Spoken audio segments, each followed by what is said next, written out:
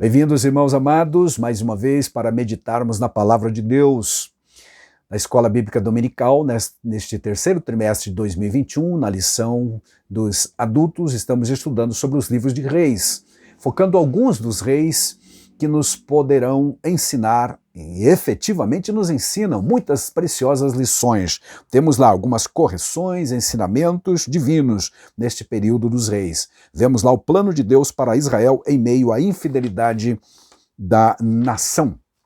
Apesar de toda a infidelidade, Deus continuou sendo fiel, cumprindo com a sua promessa. Já estudamos sobre a divisão do reino, sobre Salomão, sobre o aparecimento do profeta Elias, considerado o maior profeta não literário de Israel. E nesta ocasião, na lição 4, mais uma vez vamos falar de Elias, agora no seu confronto com, seu encontro e confronto mesmo, com os profetas de Azera e Baal, totalizando 850 profetas. O texto de 1 Reis, capítulo 18, 38 diz: Então caiu fogo do céu e consumiu o holocausto, a lenha, as pedras, o pó, e ainda lambeu a água que havia sido derramada sobre o altar em abundância tal que encheu uma vala que foi feita por Elias em volta daquele altar. Altar este que, conforme o texto sagrado diz, estava em ruína, mas que foi reparado por Elias. O fato de existir um altar lá no monte, o monte aqui é Carmelo, foi Elias que orientou, que pediu, e aqui nós vemos também já uma lição interessante. Elias não fez a revelia, este encontro, nem convocou o povo por sua autoridade própria, mas foi ao rei, foi a autoridade máxima da nação, respeitosamente pediu que o rei, melhor dizendo, certamente fizesse um decreto, um chamado oficial para que todo o povo se reunisse no alto do Monte Carmelo, bem como os profetas de Baal e Azera. Muito bem, aqui então está uma preciosa lição. Apesar de ser um homem de Deus, estar na direção de Deus, tudo o que ele fez e fará está dentro da vontade de Deus. Ele respeitosamente, mais uma vez repetimos, foi ao rei, que era realmente a autoridade máxima na nação, e contou, primeiramente, 3 anos antes, ele já havia tido um encontro com Acabe, anunciado que haveria uma seca em Israel, que efetivamente aconteceu, e a nação toda sofreu as consequências disso, e o próprio profeta Elias também teve que viver uma vida reclusa lá, junto ao Querite, depois junto a Sarepta, na casa de uma viúva, como a gente sabe. Agora, terminado esse período de 3 anos e meio, ele vai retornar a Samaria e vai falar diretamente com Acabe mais uma vez. Provavelmente foi Jezreel, onde o rei tinha um palácio de inverno também, esse o rei Acabe. Foi a ele, pediu que ele convocasse o povo, e o povo foi até o Monte Carmelo. Isso tudo demandou certamente alguns dias para reunir todos e comunicar todos os profetas e povo em geral da nação. O fato é que todos se reuniram lá no alto e estão dispostos a pelo menos ouvir o que ele tem a dizer. Então, capítulo 18 de 1 Reis, versículo 21, está escrito: Então Elias se chegou ao povo, se chegou ao todo o povo, chegou perto, chegou próximo, de tal forma que pudesse ser ouvido. E gritou lá: Até quando cocheareis entre 2 pensamentos? Se o Senhor é Deus, segui-o. Se é Baal, segui-o. Porém, o povo nada respondeu. Ou seja, o povo não estava definido, tinham dúvidas no coração, porque muitos deles nasceram nessa idolatria, foram criados, orientados, seus pais, talvez seus avós também. A Bíblia Sagrada diz que os filhos devem ser ensinados pelos pais no caminho que devem andar. Estes pais idólatras certamente ensinaram o caminho errado para estes filhos, esta geração que agora está diante do profeta de Deus, mas não sabem decidir se é Deus ou se é Baal que merece a sua adoração. O fato é que alguns deles estão fazendo uma adoração mística, ou ainda misturada. Um dia adora Jeová, outro dia adora Baal, outro dia adora Azera, e quem sabe outros deuses também, como aconteceu já no período do Salomão. Então Elias agora está decidido por direção de Deus de trazer este confronto para ajudar, na pura misericórdia de Deus, um povo tomar uma decisão. Vejam então que Deus não abandonou completamente, puniu a nação, é verdade, 3 anos e meio de carestia, de seca, de aridez por todos os lados, muitas perdas,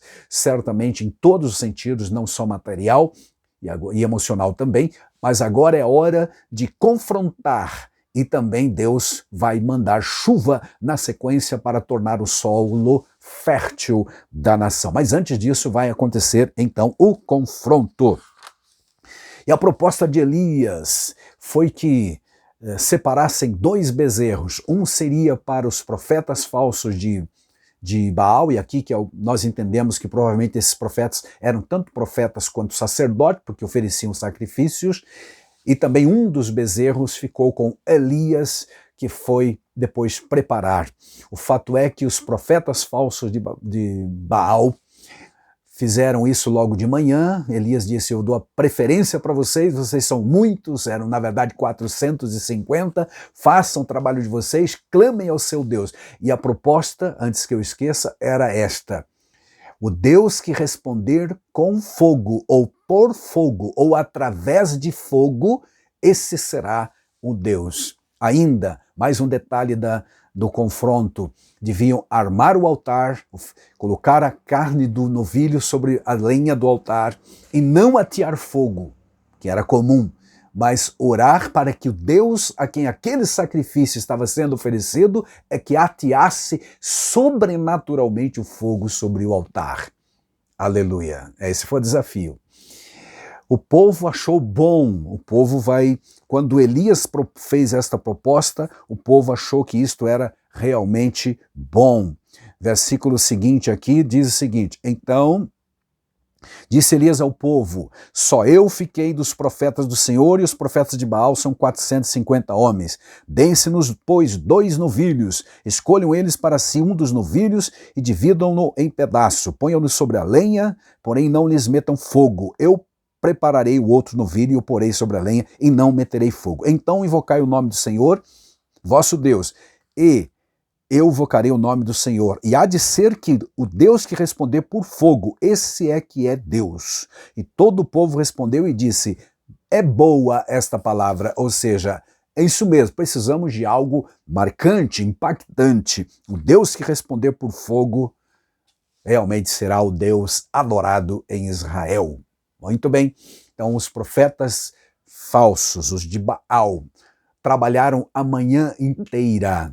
Diz o texto sagrado lá no versículo 26 desse capítulo 18, que eles prepararam o novilho, invocaram o nome de Baal desde a manhã até o meio-dia, dizendo: ah, Baal, responde-nos. Porém não havia voz que respondesse, e manquejando se movimentavam ao redor do altar que tinham feito. Ao meio-dia, Elias zombava deles, diz o verso 27. Zombava dizendo: gritem, clamem mais alto, talvez ele escute, talvez esteja longe, ele é Deus, afinal deve estar meditando ou então atendendo necessidades de alguém. Era uma zombaria. Ou de viagem e vos atenderá, ou dormindo e despertará. E eles clamavam em altas vozes e se retalhavam com facas e com lancetas, segundo o seu costume, até derramar sangue de si mesmos. Veja que cena tétrica. 450 profetas ou sacerdotes de um Deus falso, dançando, pulando, saltando, saltitando em volta do altar, se lancetando, se furando, se cortando, derramando sangue em oferta ao sacrifício, tentando chamar a atenção de um Deus que não respondeu absolutamente nada. O versículo 29 diz: passado o meio-dia, profetizaram eles, até que a oferta de manjares se oferecesse. Porém, não houve voz, nem resposta, e nem nada, e nenhuma atenção, e jamais também o fogo desceu sobre o altar deles. Mas aí então, a partir do relato do verso 30, Elias então disse: agora é minha vez. Aproximou-se, arranjou, pegou 12 pedras, consertou o altar do Senhor, não de Baal, o altar do Senhor, que estava em ruínas, e então fez todo o seu trabalho. Colocou a lenha, os pedaços do novilho cortados sobre a lenha, ainda pediu que trouxessem 12 cântaros de água para derramar para que não houvesse nenhum indício de fraude, naturalmente. Fez uma vala ao redor do altar para que a água não escorresse, não se espalhasse no alto do monte, e derramou aquela água, encharcou literalmente e completamente tanto a carne do sacrifício quanto a lenha. E então começou a orar. Uma oração curta. Lembre-se, os profetas falsos oraram da manhã ao meio-dia. Horas, portanto, de clamor, de rituais, os mais excêntricos, e não houve voz alguma. Mas agora o Elias vai orar. E ele fez uma oração simples e curta. Em português, na revista e atualizada de Almeida, na versão, nós vamos ter mais ou menos 58 palavras, não passa disso. E então o fogo desceu do céu, queimou o holocausto, queimou a lenha, queimou o altar, portanto, diz a Bíblia, lambeu o pó, diz o texto que nós lemos, e também secou toda a água que estava ali.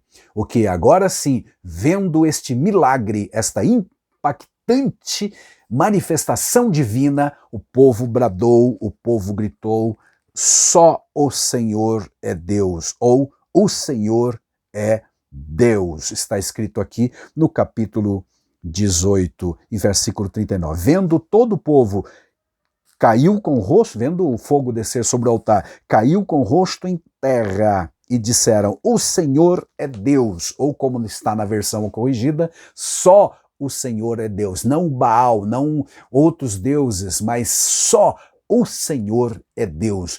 Uma tremenda de uma declaração daquele povo que tem sido direcionado pelos reis e pelos sacerdotes e profetas falsos em direção à idolatria a muitos deuses. Agora eles estão reconhecendo, pelo menos momentaneamente, que em Israel só existe um Deus e este é o Senhor Jeová, que operou maravilhas, que tem sustentado este povo desde sempre, aliás, que tirou eles lá da terra do Egito. Que bom se fosse assim com todas e o tempo todo, mas na verdade foi temporário, porque quando desceram do monte, Jezabel, por exemplo, liderou uma ameaça, fez uma ameaça fortíssima, mandou um recado muito incisivo para Elias, dizendo que em 24 horas ele seria morto por conta de que acabou com os profetas de Baal. Porque na sequência do milagre, quando o povo então gritou, só o Senhor é Deus, Elias aproveitou aquele calor emocional e espiritual do momento e disse ao povo, peguem os profetas de Baal, cerquem, segurem, não deixe nenhum deles escapar. Prendeu-os e desceram até o ribeiro Quizon, e ali a Bíblia Sagrada diz que ele os matou. E pode ser cruel, naturalmente, essa linguagem para muita gente, neste tempo de tanto mimimi, de tanta coisa que as pessoas inventam, de tanto humanismo secular, ou etc., por aí afora. O fato é que a Bíblia diz o seguinte, disse Elias, verso 40 do mesmo capítulo 18, lançai mão dos profetas de Baal, que nenhum deles escape. Lançaram mão deles, é o povo que está fazendo isso. E Elias os fez descer ao ribeiro Quizon e ali os matou. Matou para cumprir o que está escrito na lei, por exemplo, em Deuteronômio 13, especialmente o 13, capítulo 13, verso 1 a 5.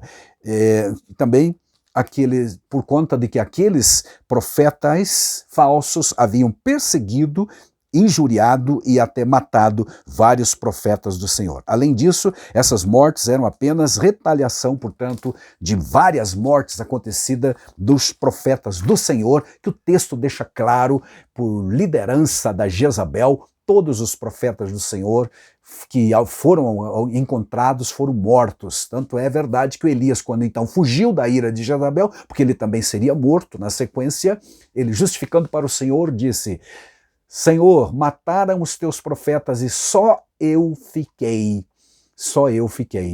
Meus amados, era uma situação realmente delicada, difícil, a nação mergulhada na idolatria, os profetas do Senhor sendo mortos por todo lado e os falsos profetas sendo sustentados pela mesa real, ou seja, pelos tributos públicos, ou seja, recursos públicos, sustentava aquele grande número de profetas, 400 de Azera e 450 de Baal. Já imaginou toda essa gente comendo realmente dos cofres públicos, vamos dizer assim, para promover, incentivar, incitar o povo a adorar um Deus falso? É realmente irritante, como diz a Bíblia Sagrada, em relação a Deus. Estavam causando essa revolta no próprio Deus, que permitiu a seca, que permitiu o juízo sobre a nação.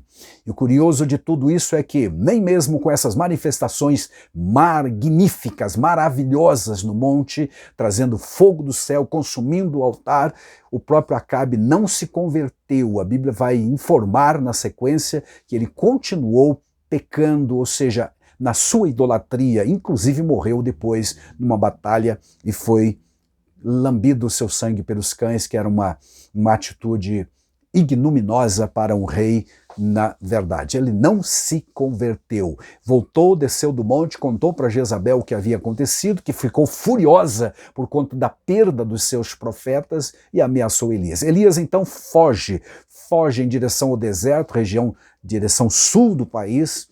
Um dia de viagem, deixa o seu servo, diz para ele voltar e segue em direção a o Sinai, onde mais uma vez vai passar um período de reclusão, de solidão, só ele e Deus, para que então no deserto e na caverna teve mesmo um encontro com Deus e foi redirecionado toda a sua missão para a glória de Deus. Enfocando então esta lição, meus amados, nós vemos o desafio do profeta de Deus contra os profetas falsos. Vemos a oração do Elias. Aliás, Elias era um exemplo de oração. Ele orou para não chover, diz lá em Tiago, capítulo 5, aliás, verso 17 e também o 18, orou para não chover. 3 anos depois, 3 anos e meio depois, agora ele está orando, porque depois que aconteceu o milagre do fogo descer sobre o altar, todos se espalharam, voltaram para suas casas, o rei também, e ele foi orar mais uma vez,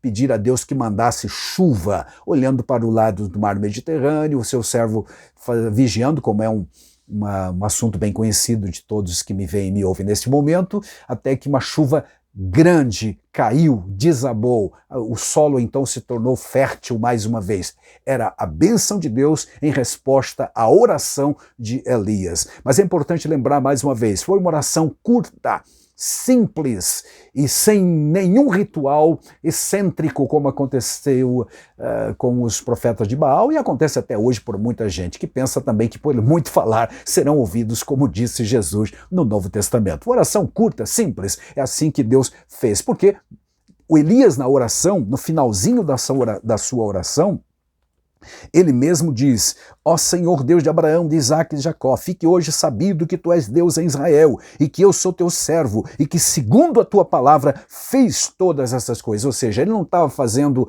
por si mesmo, do seu coração, por vaidade própria, por mostrar que sabia que era servo de Deus, que tinha poder, absolutamente. Foi Deus que o orientou a fazer isso. Isso é fé, é acreditar naquilo que Deus mandou fazer, que Deus falou na sua palavra ou então diretamente para ele. No caso, Deus havia revelado a Elias o que ele devia fazer. Ore, anuncie que não haverá chuva, agora é hora de chover. Então volta lá, fala com Acabe que vai chover, mas antes de chover, vamos levar este povo a tomar uma decisão. Aleluia. Se este povo ficou firme ou não, servindo a só a Jeová, como eles gritaram lá no monte, é uma dúvida que nos vem. O fato é que quando Elias está na caverna, lá no Sinai, Deus aparece para ele através de uma voz mansa e suave e o questiona dizendo: o que tu fazes aqui, Elias? E ele responde: matar os teus profetas, quebrar os teus altares, o povo caiu na idolatria, só eu fiquei. Aí o Senhor Deus diz: Elias, ainda preservei 7.000 que não dobraram os joelhos perante Baal e nem beijaram a sua imagem. Volta pelo teu caminho, eu vou reformular a tua missão. Você vai ungir um rei sobre a Síria, um rei sobre Israel. e escolher Eliseu para te substituir. Então ele que havia viajado 40 dias em direção ao Sinai, tem que voltar tudo isto novamente em direção ao deserto de Damasco. Mas é importante então lembrar, algumas pessoas que estiveram no Monte Carmelo diante do desafio e que gritaram só o Senhor é Deus, realmente foram transformados ou voltaram aos caminhos do Senhor. Certamente havia então 7.000 lá que não se dobraram a Baal. Que aprendamos cada dia a servir a este Deus único e verdadeiro. Que Ele nos ajude, nos dê força por seu Espírito Santo, verdadeiramente, porque só assim nós vamos vencendo as batalhas neste tempo tão complexo e tão difícil, de tanta idolatria, humanismo secular, secularismo em todos os lados por aí afora, né? Amados, que Deus nos ajude mesmo, nos dê uma luz forte para iluminar nosso caminho e que continuemos a bradar fortemente, só o Senhor é Deus. Amém.